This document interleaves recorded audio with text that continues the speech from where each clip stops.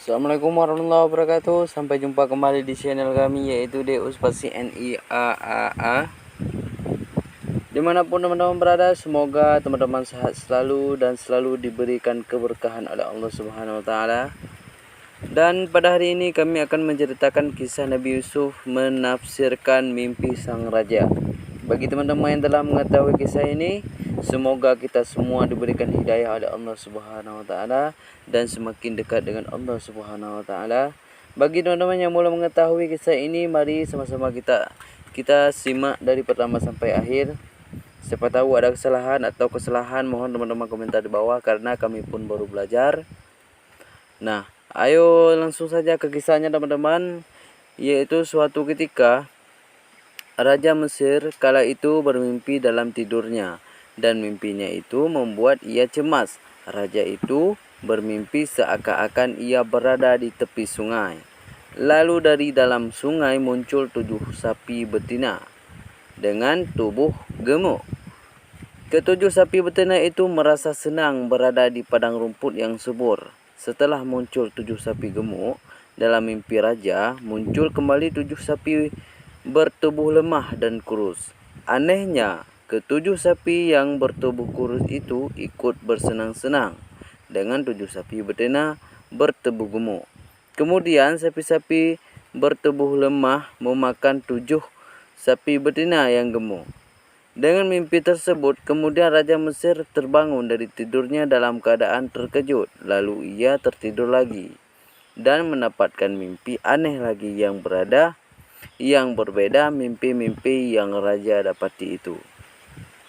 Membuatnya khawatir dan cemas. Raja pun menceritakan mimpi yang diperolehnya itu kepada para pembesar kerajaan dan kaumnya. Tapi tak ada satupun dari mereka yang bisa menakwilkan mimpi sang raja. Dalam situasi tersebut, pelayan raja yang pernah dipenjara bersama Yusuf alaihissalam mengingat bahwa Yusuf alaihissalam mahir dan pandai menafsirkan mimpi. Kemudian ia berkata kepada sang raja dan kaumnya, "Aku akan memberitakan kepada kalian tentang orang yang pandai menakwilkan mimpi itu, maka utuslah aku kepadanya."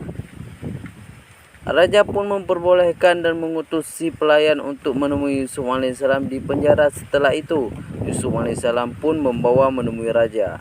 Raja Mesir lalu menceritakan mimpinya tentang 7 sapi gemuk dan 7 sapi lemah kepada Yusuf alaihissalam. Di depan raja, Yusuf alaihissalam pun menakwilkan bahwa akan datang musim subur dan makmur selama 7 tahun. Setelah itu, datanglah musim paceklik yang penuh kesulitan selama 7 tahun pula.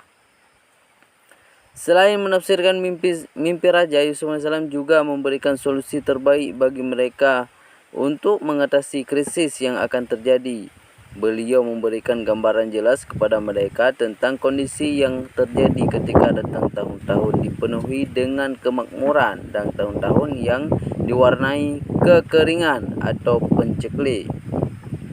Setelah mendengar kepandaian dan kecermatan Yusuf alaihissalam dalam menakwilkan mimpi dan memberi solusi, Raja Mesir menawarkan Yusuf alaihissalam untuk terlepas dari berbagai tuduhan yang disandarkan kepadanya dan yang membuatnya dimasukkan ke penjara.